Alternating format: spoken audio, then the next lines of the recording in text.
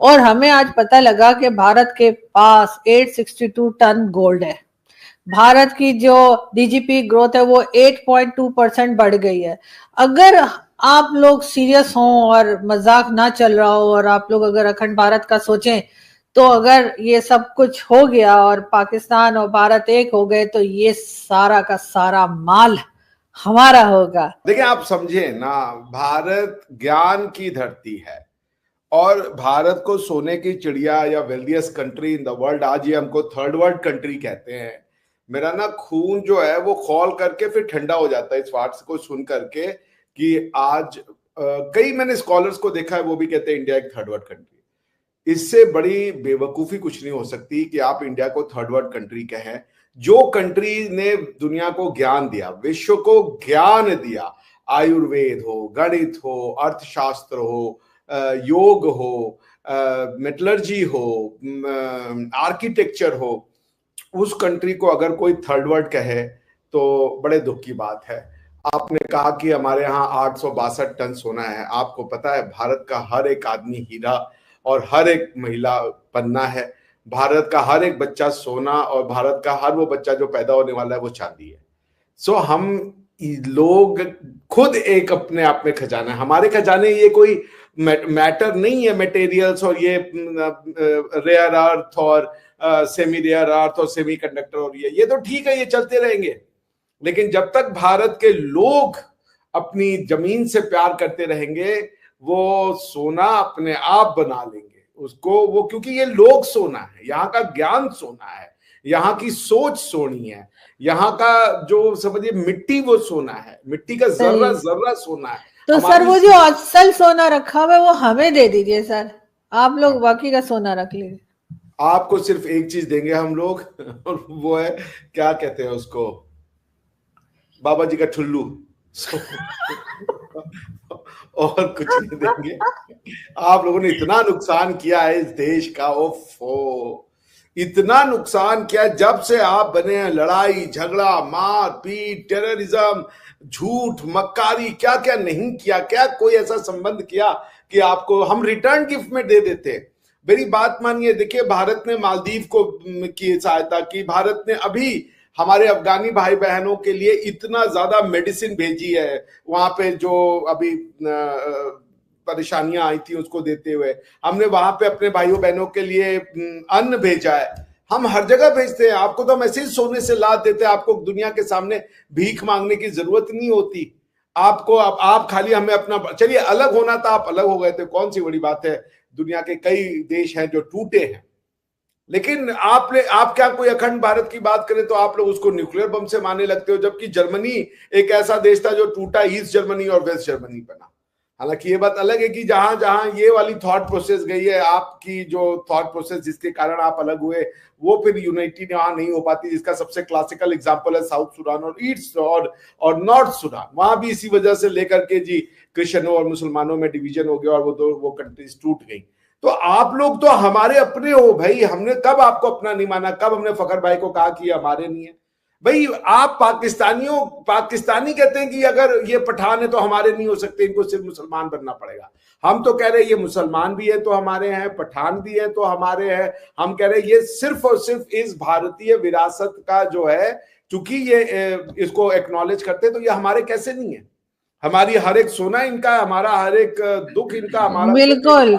लेकिन सर वही तो मैं भी कह रही हूँ सर, आपका जीडीपी इतनी सर जबरदस्त तरीके से आगे बढ़ रही है, तो सर दोस्ती तो पाकिस्तान को आपसे करनी ही चाहिए, मेरा ख्याल है। इससे अच्छा होता है थोड़ा, इतना गोल्ड रख के क्या करेंगे सर आप लोग, कुछ हमें दे दीजिए, हम भी थोड़ी हिफाजत करें। क्या कहेंगे फखर? मैं एक शब्द बोलूं, देखिए हम गोल्ड को ना वो बर्फी पे लगा के खा लेंगे, आपको नहीं देंगे। देखिए पॉइंट मेरा सिंपल से कहने का, मेरे कहने का बस इतना मतलब था कि भारत की जीडीपी इसलिए ग्रो कर रही है क्योंकि भारत का बच्चा बच्चा अपनी मातृभूमि से प्यार करता है। वो अपनी जिंदगी लगाना देना चाहता है कि बस हम इस मिट्टी के लिए, जो 70-80 साल आदमी आता है, इस मिट्टी को कुछ करके ले जाए। इतना उसका भरोसा इस ब्रांड में है ना। भारत क्या एक ब्रांड है, भारत एक आइडिया है। इस आइडिया में उसका इतना विश्वास है, अटूट विश्वास है कि हजारों साल से इस विश्वास को जीवित रखने के लिए वो लड़ता रहा, वो मरता रहा, वो कटता रहा, लेकिन इस विश्वास को नहीं तोड़ा। इसलिए हमारी जीडीपी तो आप आने वाले समय में देखिएगा, और जब हमारे पास प्रधानमंत्री मोदी जैसा कुशल और इतना अहम नेतृत्व है जो विश्व को नेतृत्व दे रहा है, यह हमारा तो सौभाग्य है कि प्रधानमंत्री जी जैसा एक विजनरी लीडर हमारे पास है। तो आप देखती जाइए 8.2 क्या बस 3-4 साल में $5 ट्रिलियन, उसके बाद बात करेंगे आपसे। अच्छा, जरा इनकी बातें सुने। अभी $4 ट्रिलियन क्या, क्योंकि मेरे सामने ना रॉयटर्स की स्टोरी मैंने वो की है, नो डाउट अबाउट दैट। वो कह रहे कि लास्ट 18 मंथ्स में बहुत बड़े जंप्स मारे हैं इंडियन इकोनॉमी ने, और जो लास्ट खासतौर पे जो गुज़िश्ता मतलब ये 2 क्वार्टर्स हैं, तो ये और ज्यादा स्पीड हुआ है। और इसके रीजंस भी उन्होंने बताया कि क्यों है। उसकी रीजंस है कि जो डोमेस्टिक मार्केट है उसकी मतलब उसमें बहुत ज्यादा परचेजिंग हो रही है चीजों की, यानी जो चीजें ये लोग बनाते हैं, तो लाजमी सी बात है एक्सपोर्ट्स तो हैं इनके पास, 700-800 अरब डॉलर से ऊपर की एक्सपोर्ट्स हैं, लेकिन जो अपनी डोमेस्टिक कंजम्पशन है वो भी एक बहुत बड़ी मार्केट है अपने आप में, बल्कि दुनिया की सबसे बड़ी पॉपुलेशन है।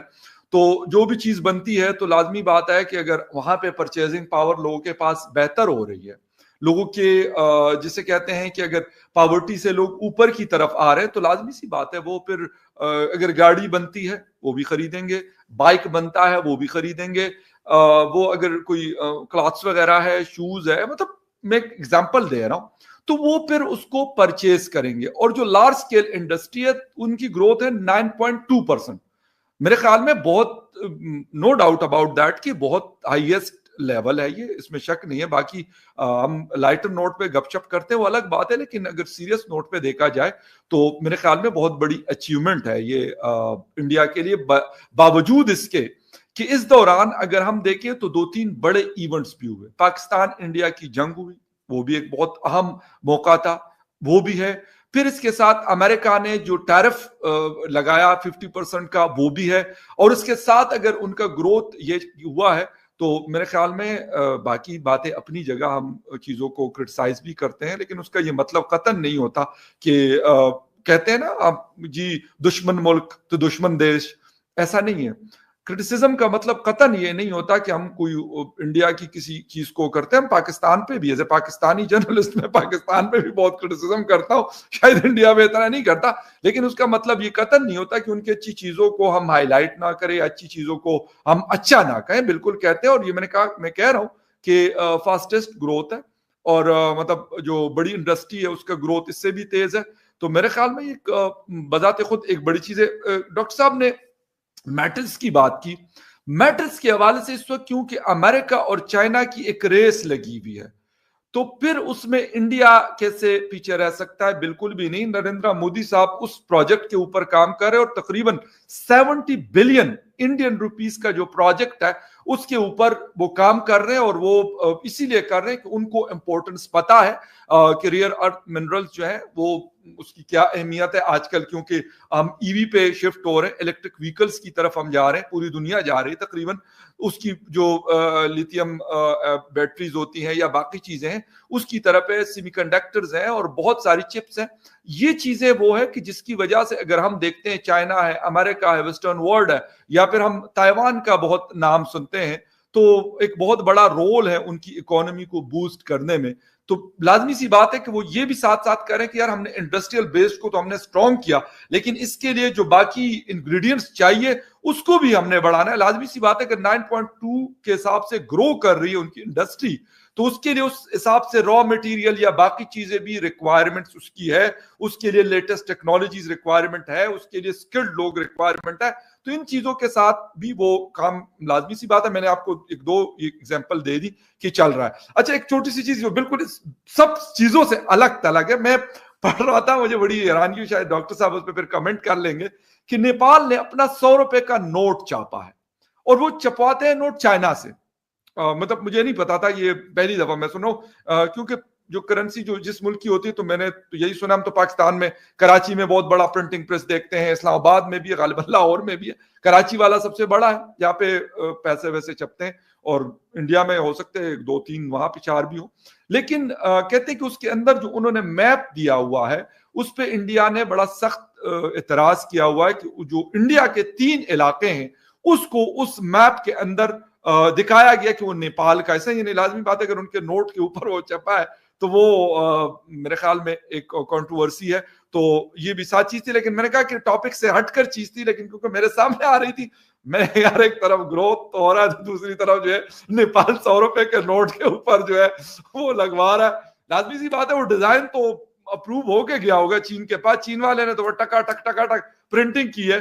तो सर ये भी थोड़ा सा ध्यान रखा करें, क्योंकि इस वक्त नेपाल भी पाकिस्तान के साथ मिला हुआ है, बांग्लादेश भी मिला हुआ है, तो ये आप लोगों का जो ग्रोथ है ना 8.2% का, 9.2% का, तो ये स्लो भी हो सकता है। मैं क्या आपको खबरदार कर दूं। मजे ले रहे हैं, देख रही है ना। चुटकी काटने में नहीं चूके हैं। वाह वाह वाह फकर भाई। जी डॉक्टर साहब, अब आप रिप्लाई कीजिए, अब आप भी उनको तगड़ा सा जवाब दीजिए ना कि सब क्या हो रहा है। एकदम मोटा तगड़ा जवाब आ रहा है। देखिए ऐसी बात है कि असम जो या ये सॉरी नेपाल, भूटान, ये सब हम लोग एक ही लोग हैं। ये आने वाले 50 सालों में ये बॉर्डर शॉर्डर का कंसेप्ट ही खत्म हो जाना है। ये जो बॉर्डर आप देख रही हैं ये वेस्ट का बनाया हुआ है। फिर उसके बाद सब आपको पता है, मेरे यहाँ पे मेरे घर में जो मेरी हाउस हेल्प हैं वो नेपाल से हैं, कोई वीजा नहीं लगता, आती हैं लोग। वहां के जो आधा नेपाल यहाँ पे रहता है भारतवर्ष में। तो ये बॉर्डर का देखिए, बॉर्डर वो हमको हमारा कुछ हिस्सा वहां दिखा ले, हम उनका कुछ दिखा ले, एक अलग बात है भाई। कुछ दिनों में भारत और अच्छा हमको बॉर्डर की चिंता भी तब होती जब नेपाली लोग ये कहते हैं हम भारत को खा जाएंगे, हम भारत को बदल देंगे। नेपाल अगर भारत को खाएगा तो वो खुद ही भारत बन जाएगा, क्योंकि हर नेपाली भारतीय है। 3 जगह दिखाई गई है, लेपू लेक है, इसके साथ काला पानी है, और तीसरा इलाका जो है लंपियादुरा है।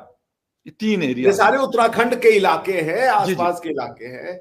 आपको पता नहीं है फकर भाई, जैसे हमारे नेपाल उत्तराखंड की बहुत सारी जो पॉपुलेशन है नेपाली है।